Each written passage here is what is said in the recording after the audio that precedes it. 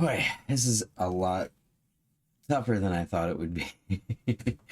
I've been sitting here now for almost 15 minutes trying to start this video because uh, some people have told me that I should do like an intro video, like who is John, all this kind of stuff, and just talking about different things that have kind of led to this stuff in my life. And um, it's funny because I can tell you about the stuff I'm doing all day long. I can talk about physics, politics, all kinds of fun stuff, you name it. But talking about yourself is so odd. Like, a lot of people seem to really get into it, right? Like, they're like, yeah, let me talk about me. I get really uncomfortable. um, yeah, it's like on display. But that probably has to do with growing up. Growing up, I was on display here and there quite a bit, and it really started when I was young. Um, when I was about 5, 6 years old, growing up on Guam, I was identified, tested as having a very high IQ, and so they put me in the gifted classes, and I got a lot of opportunities there. I got to do some acting, and I was in a commercial or two, little public access type commercials and stuff. And I did really well at that. But something that I learned early on was that once you've been identified as different from the other kids, as from people, they don't like that. So I got beat up a lot, and I actually learned to not be a smart kid, or to at least hide it. I obviously didn't do very well at hiding it because every class I was in growing up is you always, oh, you have so much potential. Oh, he's so smart. Oh, this and that. And yeah, he applies himself, blah blah blah. But if I apply myself, then I'm smart again, and then the kids are beating me up again. So you learn how to fight. That's all there is to it. Um, but in that way, I guess I was put on display, and that kind of gives me a little bit of anxiety, as you can tell, about being on display.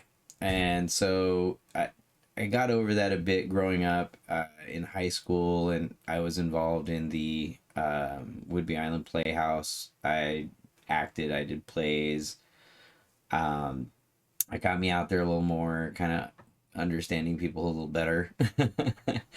So, and then eventually after high school, or during high school, you had to decide what you're going to do. And I went and signed up for the military. I did some tests, went through MEPS, and they basically said you can do whatever you want, pick a job. And I was going to go military intelligence. And I did pass my D Lab, which is your defense language aptitude battery, with one of the highest scores they'd ever seen. They were really excited. However, I did not pass my security clearance for essentially being honest with them. I think their policies and bureaucracies are a little too tight at the time, but a little more lax now. But I guess there were a lot of people that had seen my scores and were really, not a lot, but it was like 2 or 3 security guys that are saying, we need to get him in here. And a long story on that. Eventually, I had signed up for nuclear and biochemical cleanup, and had gotten busted down because of my weight, which I was in amazing shape at the time. And they were going to stick me in infantry. So I ended up getting out of going into the army because of some various things. We won't get into that, but it works out. That was probably best. When I was 6, I realized that I have this high IQ and this ability for pattern recognition. My dad's friend on the base happened to be military intelligence. And he taught me computers. He taught me software programming. I've actually been working in DOS since I was, and IBM type systems since I was a child. And I maintained that. I actually, when we moved, this is really so bouncing around. I apologize. Like I said, it's hard for me to talk about myself. So anyway, young kid, identified high IQ, tried to hide it, get beat up. Friend's dad took me aside to show me computer programming and some other things. And I just kind of grew my skills from there. Even at 10, 11 years old, when I convinced my parents to get me a dot matrix printer, I had told them it was to be able to provide better reports in school, which that was a total lie. It was so I could decode my, or debug my code that I was writing in DOS and things like that. So, yeah, so I've always kind of had a hand in software systems, taught myself code, taught myself XML, and various other systems growing up. So I've always been tested as having high IQs, high pattern recognition capabilities, finding patterns within the abstract, so on and so forth, that can be validated. So yeah, that's essentially stuff I've done in a nutshell. I've worked for various large companies. I've done operational programs, designs, and outlines, program setups that were completely different from the norm. As far as I know from follow-up, they began to work. They do work. They take a little time sometimes. I've done business strategy reviews with acquisitional executives at very large tech companies, at casinos, at small medical recruiting companies, and all kinds of different places. My real passion, though, you might say, has always been systems and software development. I've always kept a hand in that. I've always, when new code came out, new languages, as PHP was taking off, as JavaScript was getting bigger, I always got more and more into those. And I will say JSX is very interesting. This React thing is very cool. You guys have really, wow, that thing is just focus, focus, focus. There we go. Are you sharp? You got it? In focus? Autofocus. That's not AI. That's just software.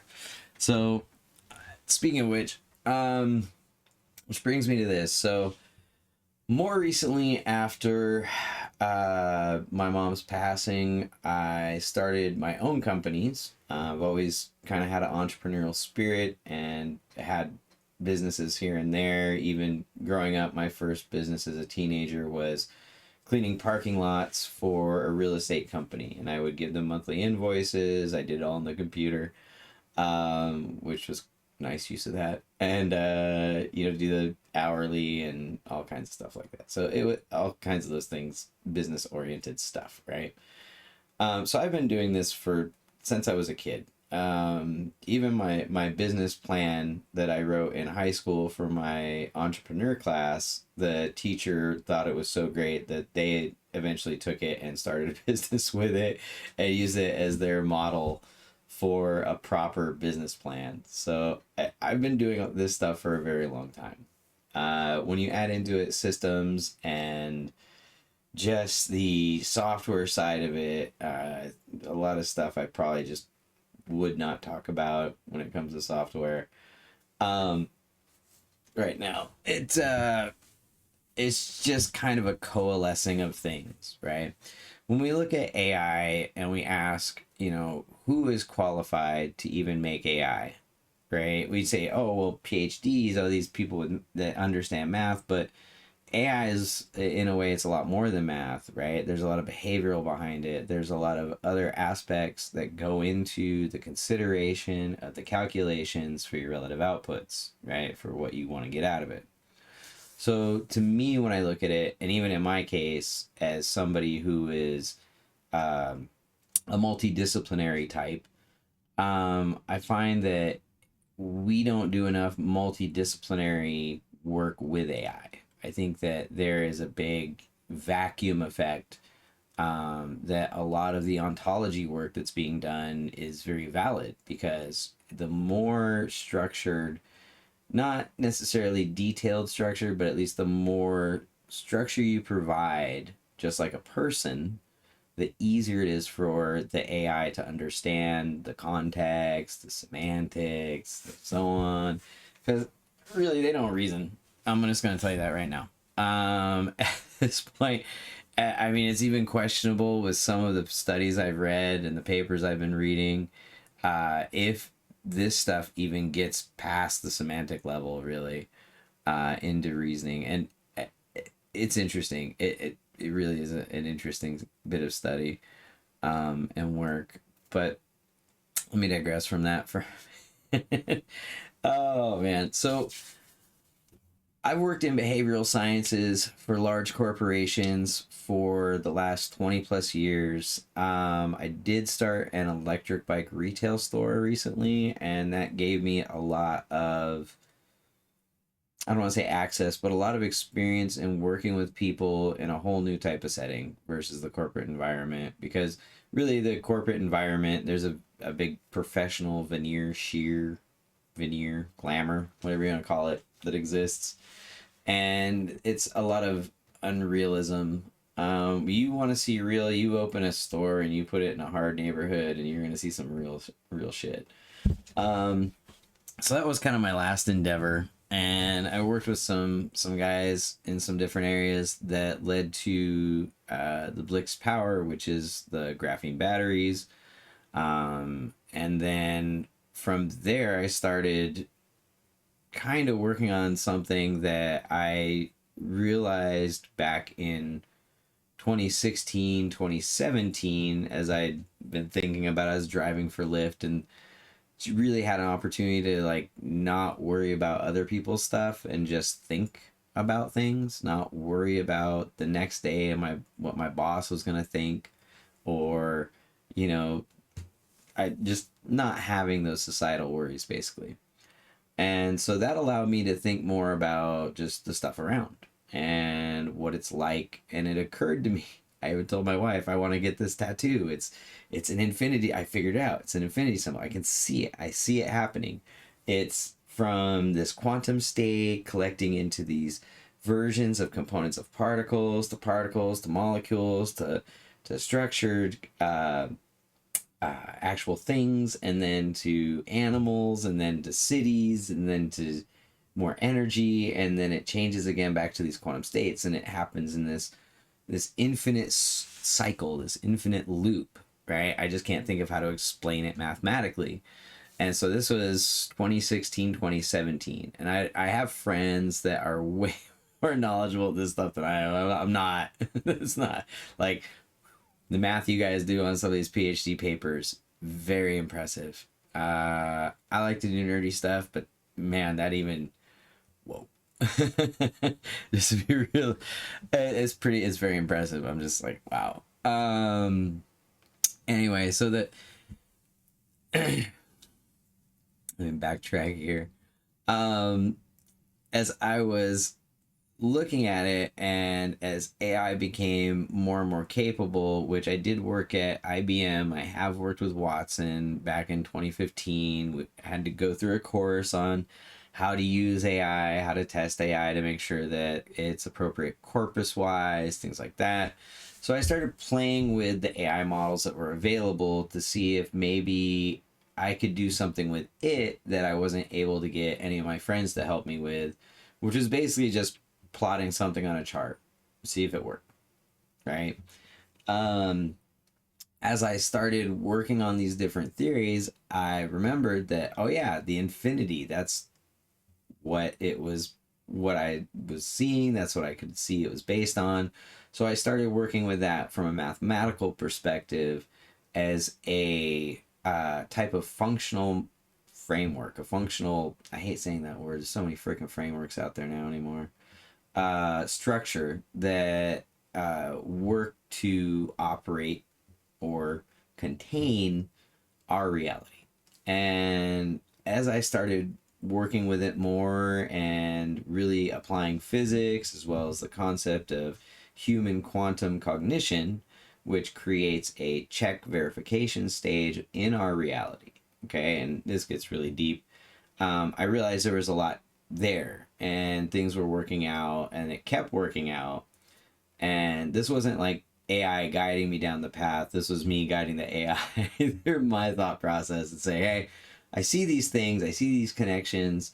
Let's work to validate or invalidate these connections. And as they became more valid, I realized there was a base structure that I could extract from the larger whole that basically expressed how this thing functioned. And that's where MICT came from. And that is the map, iterate, check, transform.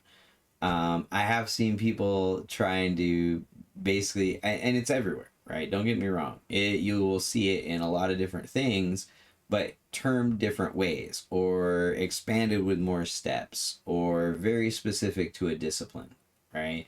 I even had a slight argument, we'll say, with somebody in ontology who's like, well, that's the same as this. And I said, well, then why did they stop at records management and I can make a 3D model with stuff doing that exact same thing? It's not the same.